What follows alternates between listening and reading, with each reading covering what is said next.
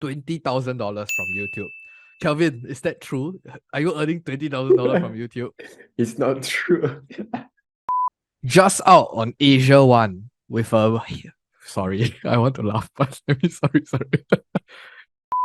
Just out on Asia One, a breaking headline.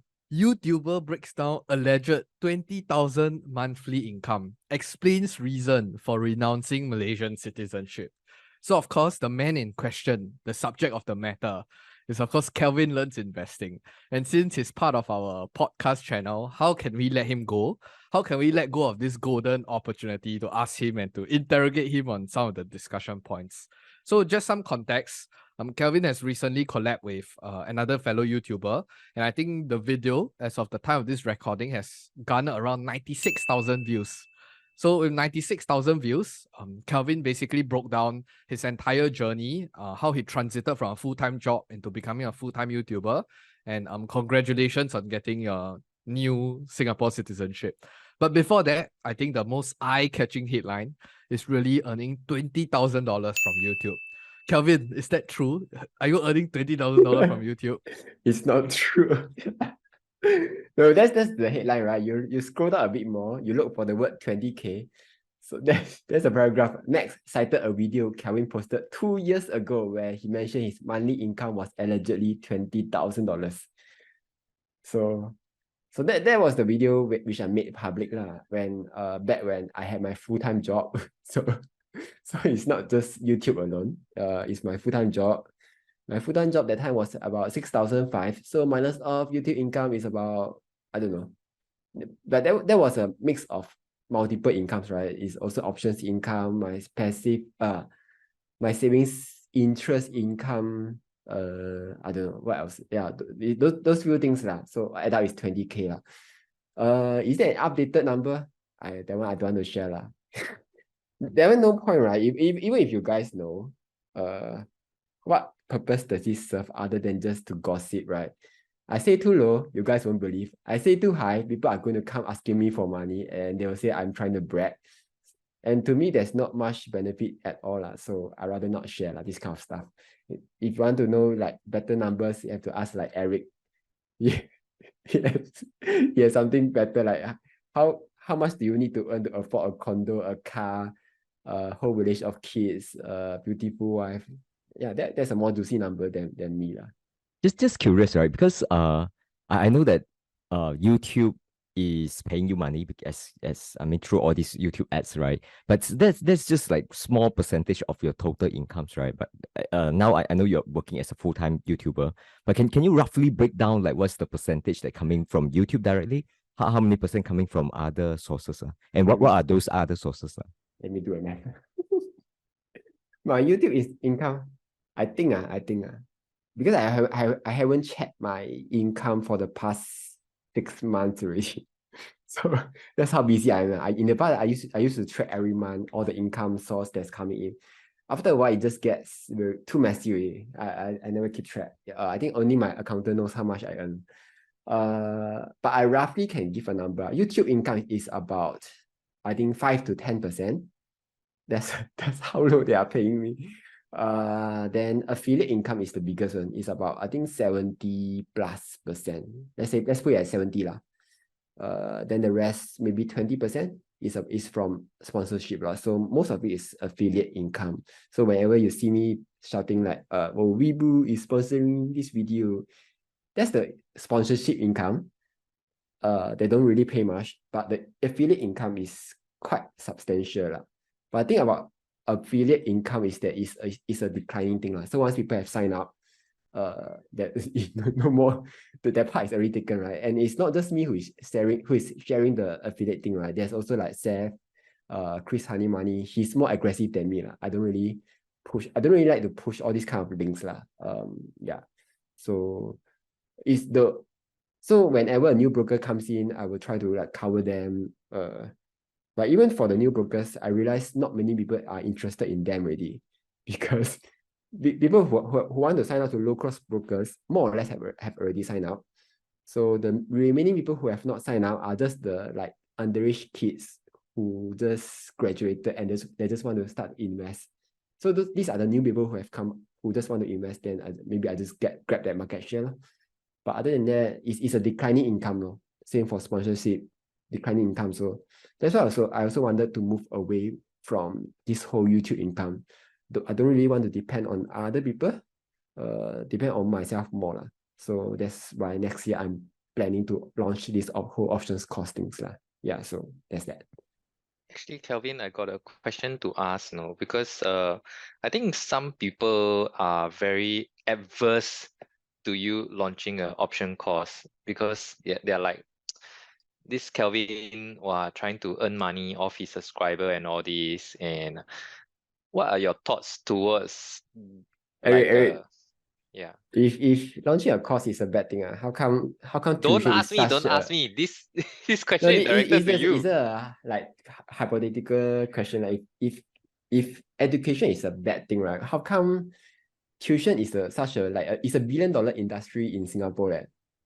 Because parents are willing to pay than to teach their kids themselves. So that it's easier lah. It's easier to outsource things lah. So I've already put out all those videos on my channel. Options are selling calls, selling puts, how to trade step by step on IBKR, trade step by step on Weepu, Mumu, Tiger, all of them I've covered it all. And still people still like, how to trade options? I like sometimes it's like I want to teach them, it's like, but I don't have time. I don't even have time for myself, for my kids, for my wife. Like how to even answer your question one by one. The only way is to do that is if you pay me for the time. No, it's same for how you pay for a tutor for their time to get the answers directly lah. And the course, I'm not even planning to launch it like I think some of the bigger option gurus out there. Like it's not like 1K, $500. I plan to start it very low lah. I think I don't want to shoot myself in the foot lah. It will be very affordable lah. You sell options for just 1-2 months, you can easily make back that money. So this one, if you want to complain, then that's just a typical mentality that you will never pay. And yeah, some people just rather spend the time lah. To me, money is right now is more valuable than time lah. Like how much time do you have in your life that you can afford to spend on learning stuff? Would you rather just spend a few $100, or you rather spend a few months to learn this kind of thing? A few $100, I think for most Singaporeans, you go and work at McDonald's. Don't even have to have a real job. At McDonald's, one day, 2 day, you already make that kind of money. That kind of knowledge that is I feel is life changing lah. I think Bunti will know this lah. Once you know this options skill, right? If you do it big enough, right, this whole options thing can technically replace part of your income lah, I feel. Kevin, I got a follow-up question. Sorry. So you mentioned that your YouTube channel, right? You already taught people how to sell call, sell put, and all those things, right? Like Yeah. they can find everything from your channel. So actually, what is the difference, right? I suppose that you have already planned out your course. What's the difference? Huh? Haven't ah? Then what will be the main differentiating factor? Like let's say I sign up for your course, right?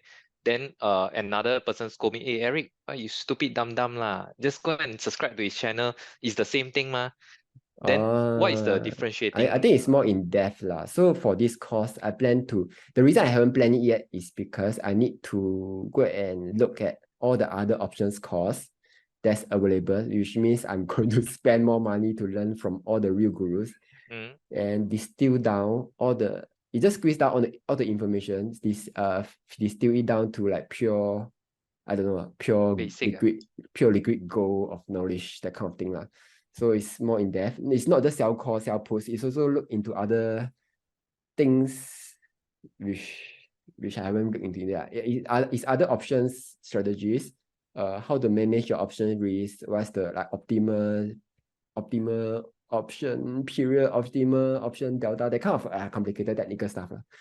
So it just go more in depth. And I think, but those are the parts that you can actually just YouTube search for it. Like I said, would you rather spend time to search for it, or would you rather just pay money to straight away get the knowledge delivered straight to your doorstep? Plus, I think the real value is where you get to ask questions like every week. So it's not a one-off pay money or forget kind of thing. You'll be in this group where I don't know how often every few weeks or every few while you get to ask questions, then I will, because you have paid money, then I have the responsibility to answer your questions. So that's the thing. Eric, anything else? Yeah, I think the sponsor for this video will be Kelvin's It's not out yet, I Kelvin haven't Media even Company, planned it yet, man. I think No, I had a separate question. So mainly I think when the YouTube video you had with Max, right, there was two core discussion, right? One was the YouTube, how you transited over to doing YouTube full time and then getting your monthly income on X amount of dollars. And then the second part is the Singapore citizenship part. I went to scroll through the comments. So I think there was some that was talking about it was quite diverse lah, but most of them is Kunti got issue? No issue, right? Okay. Yeah, I think it was quite diverse, but I think most of them are fairly supportive. But I think this entire options cost thing that Eric mentioned, there were some in the comments that were not very, like, I would say, elated or excited about it as well. Have you went through the thought process though, Kelvin? Like, what's your, because you look like you yourself know, I think on Reddit, on whatever, all this nonsense platform, there are a lot of discussions on the current gurus or the current people selling courses. You have made that mental adjustment really on before you launch this course, because now you're on the talking phase only ma. Now after when you launch and then this whole discussion around, will there be any backlash or any problems that you foresee? I think like I think people who are close to me know that I've been thinking about this since early this year or even last year already. So it's not today I wake up, oh, I want to earn your guys money. Oh, this is a very long decision. So like I say, all the free knowledge that you want is already out there. And no one is forcing you to pay. The reason I'm doing this is because people have asked me like, hey, Kelvin, when are you going to launch your course? I'm willing to pay you money for it. And so that's the first thing. There's demand for it. And it's not a today wake up thing. I want to steal all your money. Then if I'm so good at doing this, why don't I just do it myself? Why go sell a course? The thing is, options is not a get rich quick scheme. People will know it like the return is just based on how big is your portfolio size.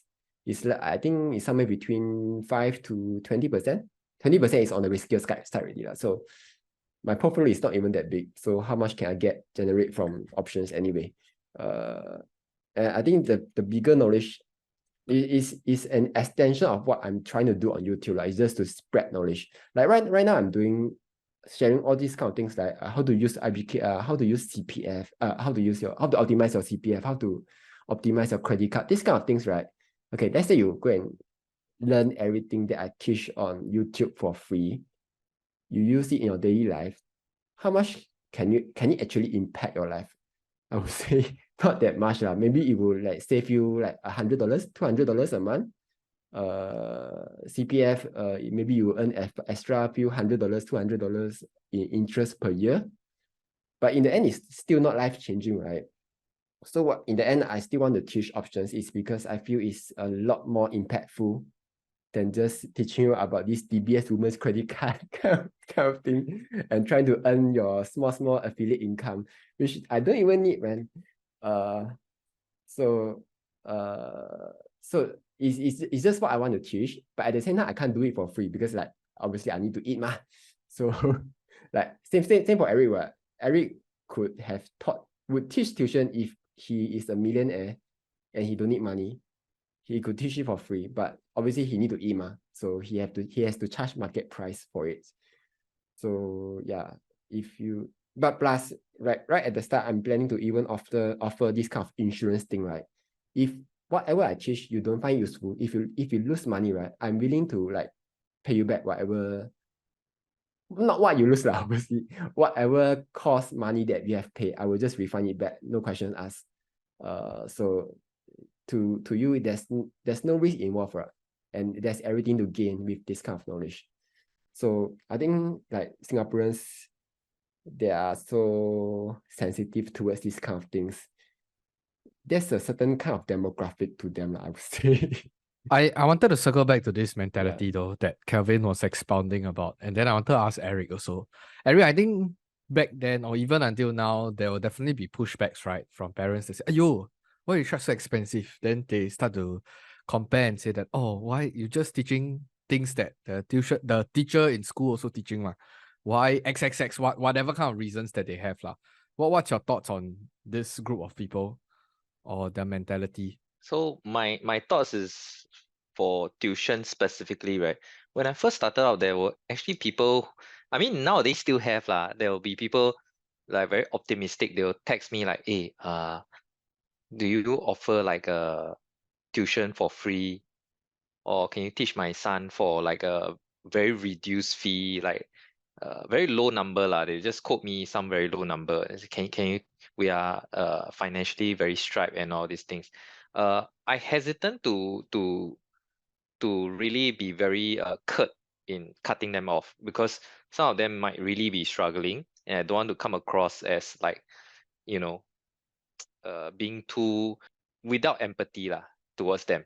So but I have to tell them, right, like the cost, the tuition cost I'm offering, I don't really give people for free. I used to, and I used to believe them. They say, "Wow, so poor thing, or so poor thing." Then I just take them in, and then they don't pay me at all, $0.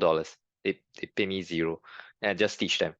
But after a while, I found that this is not really going to work out very well, because it attracts a certain kind of people, like the people who expect free handout, and also at the end of the day, uh, the learning attitude is a bit.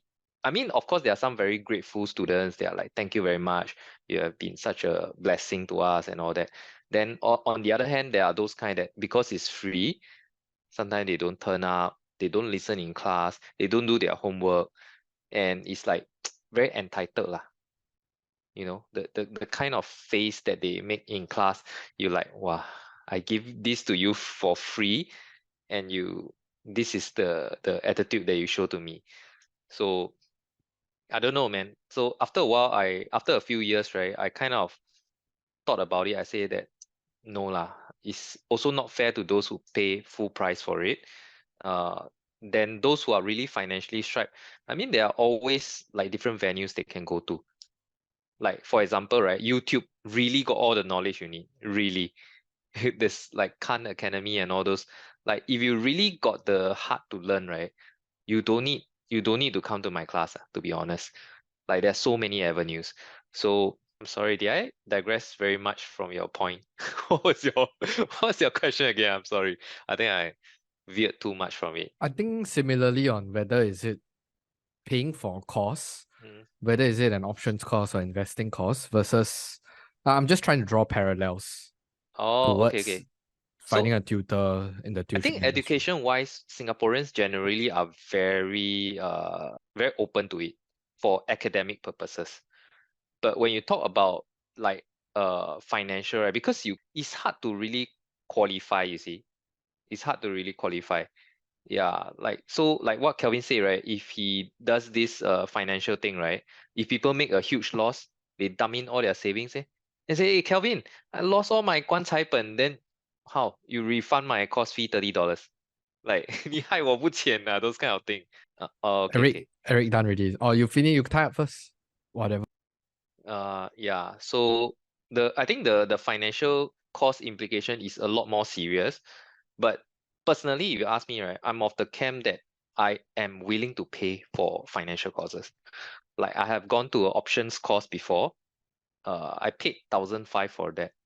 It's Want way to back. float which course provider was No, it? no, it's no more already. No Oh, more already. It was by this guy called Michael Wu. I think he's been trading options for like donkey years. Really, he's a super old timer.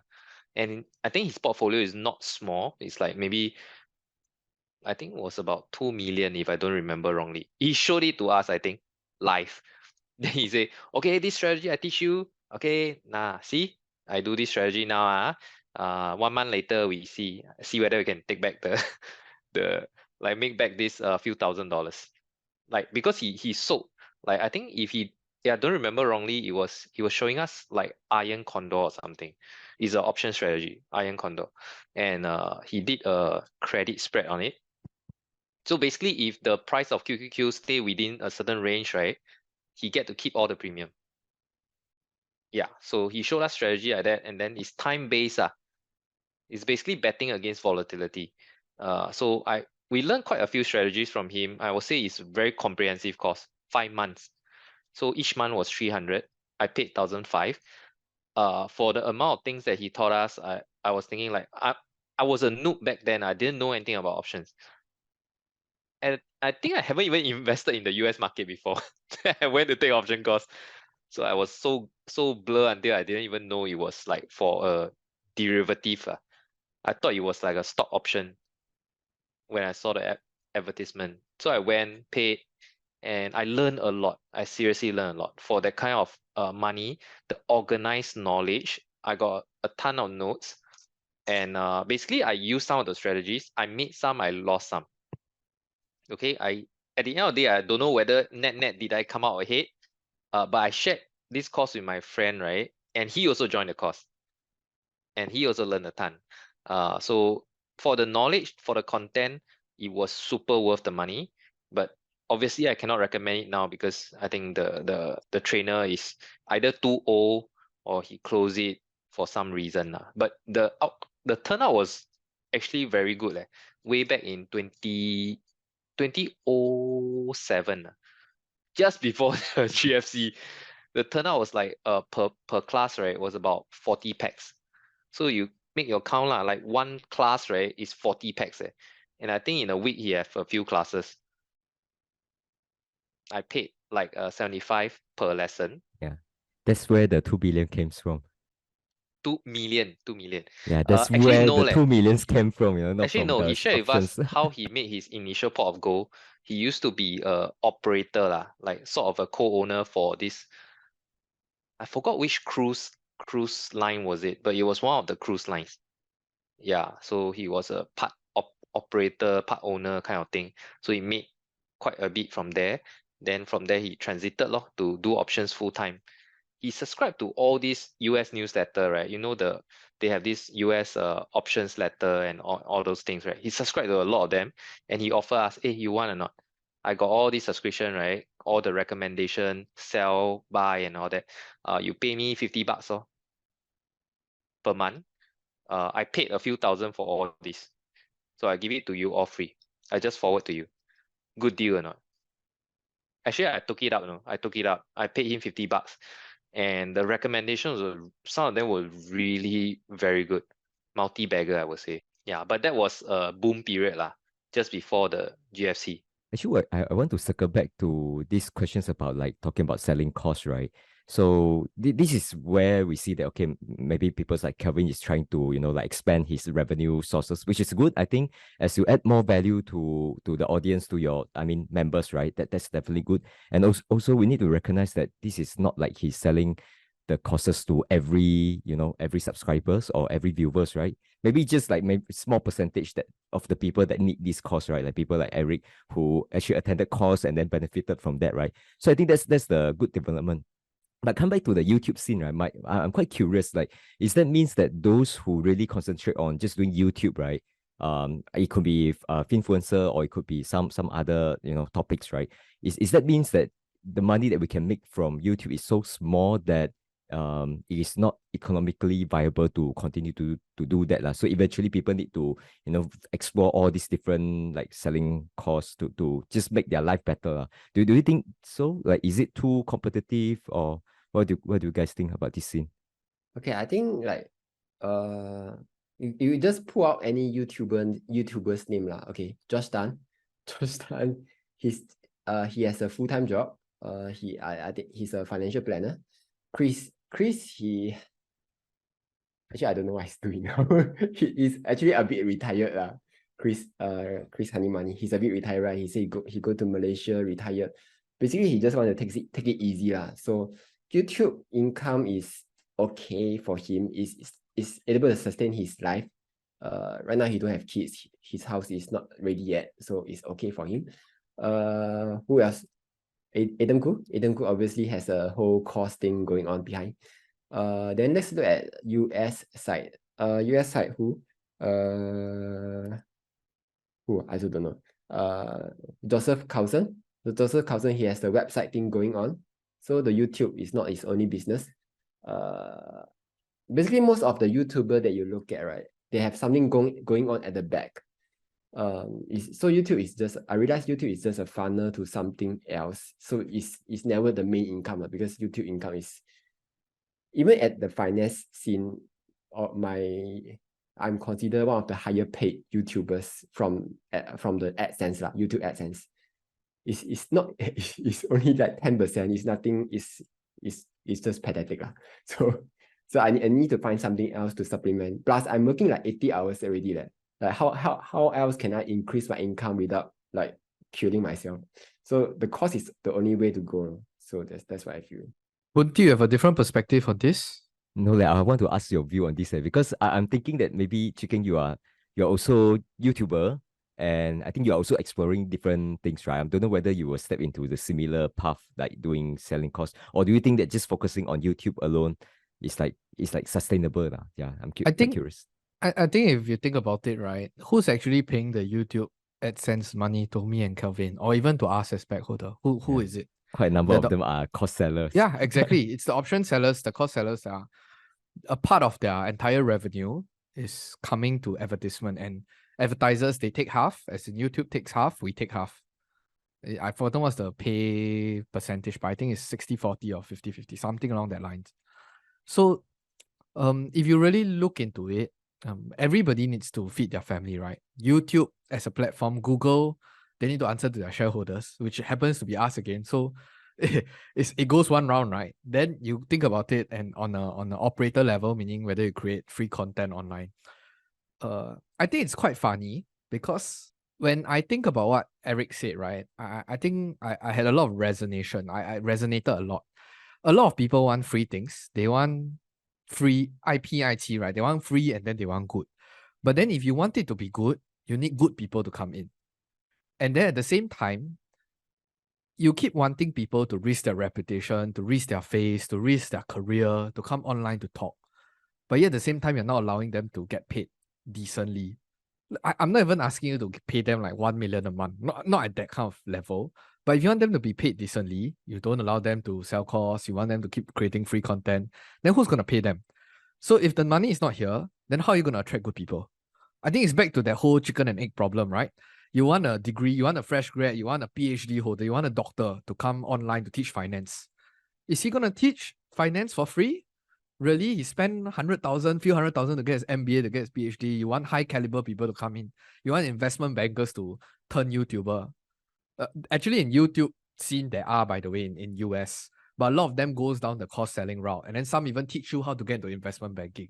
Those ex-investment banker, JP Morgan, Goldman Sachs, and then they sell you I think it's a $2,000 course to teach you how to ace your interview, ace your whatever the technical skill set. So it goes back down to, if you really want good people to do things and to help benefit to the layman, rather than get all this information stuck in the Ivy League schools or your seniors, or only the cream of the crop have access to these kind of things, then you need to democratize the information and you create outlets for them to even replace . Let's not talk about earning more. Let's just at least try to help replace their income. And then you see those good people coming out . And at least in the US space, I do see quite decent people coming out. But of course, then it goes into the whole discussion of whether it's ethical, you have lost the trust, blah, blah, blah, those kind of things . I guess it's always a debate for that. But at least for me now, I have no back end going on. I have a full-time job and I do YouTube for fun. I'm really just doing it as a passion project. I'm not selling anything. I'm not producing anything. Even my affiliate income is disastrous because it's purely just because of the mix of my audience. I don't target a particular demographic. So even you see me pump like Weibo, Mumu, all those, right? My numbers are probably like 0.1% compared to Kelvin because only 20-30% is Singaporean. So when I push a video, every 1,000 views, I only get 200 Singaporean. So, or 300 Singaporean. How am I going to target that market? So that's why, honestly, for those people who target international audience, the only way for me to monetize is to sell to my own audience and to create a course. But I'm not at that stage now, and I have nothing much to sell anyway. But that's just the idea or context of understanding how things go. You can't really expect, if the economics of the business don't make sense, then you won't get good people. It's the same thing as, I think Lee Kuan Yew said before, right? If you pay darts, you get darts in the government. So what are you? There's nothing to complain about. You compare it to other countries, then you see the differences yourself, lor. I guess things will show itself. The natural economics of the business will show itself. And I guess really, there are only the few ways to monetize. Sponsorships, those big ones, take quite a lot of, some even quite random ones that not even finance related. Some usually sell your subscription, whether it's via Patreon or they have their own website or they have own membership, and then the rest just basically sell courses, lor. So these are the basic few ways that you can monetize. They are basically just selling a digital product. So I hope I answer your question. You will have, I think it's really, really very rare for you think about it, even for those very, very rich, right? Like you say you want people to do it for passion project, right? There's only two types of people that will do passion project. Number one is a student, he has nothing better to do. Number two is bloody rich people, and they don't need the money. Usually I don't really know whether you can get very, very good advice from these two groups of people, because they really don't care. If there's no skin in the game, they don't really care. So why would they want to bother to curate or to even do good stuff for general public? Yeah, I think you can consider me as the first group where I treat it as a passion project. The second group is probably someone like AK71. So he's just keep saying that he's talking to himself. He's retired. He don't really care about earning money from this. So just want to check with Kelvin, right? Tentatively, do you have a date in mind that you want to launch? Don't have leh. Don't have. I'm still trying to sort my life up lah. So recently I hired my 7th helper. See, how is he gonna run? How is he gonna carry on his course? Like cost, COST. How is he gonna tahan the cost? No, the cost is actually very, very low because they are all freelancers. It's 7 people, which actually I am paying with my last time full-time editor's pay. I think lesser than that, yeah. So here's a tip, if you ever want to start a business, especially like online business, get freelancers. The cost is way lower. You have lesser heartbreaks, both for you and the employee also. So once I get that part sorted out, I will start researching into doing the course. Can you share what's your running cost for running a YouTube on a per month basis? All in. Let's see. You count electricity in also. As in, I just want to know how you want to maintain the operation. Without electricity, let me calculate. Plus minus is about 2K . But that's because I'm putting out 4 videos a week. If I'm like Chris, I know he has helper also, but you see he's so active in Telegram posting announcements. But if I'm not that active, if I'm just doing my usual 3 videos a week kind, I think technically it's 0 lah. If I don't count in electricity, it's 0 lah. But most of your cost is editors lah, right? Editors, content writers. Right now, I just hired one social media guy to help me with short videos lah. Yeah. Okay. Actually, I'm quite interested. I'm quite interested to see what the comments about this whole cost selling thing. I believe a lot of people have a lot of comments, so I look forward to it in the comment section down below as well. So with that, I just want to address to them ahead. Yes. If you feel that courses are, so like I said, in life you just have to either pay money or pay with time. So you can either, like, if you want to go to Japan, you want to save money, just go and roll your freaking sampan there lah. You of course save a ton of money.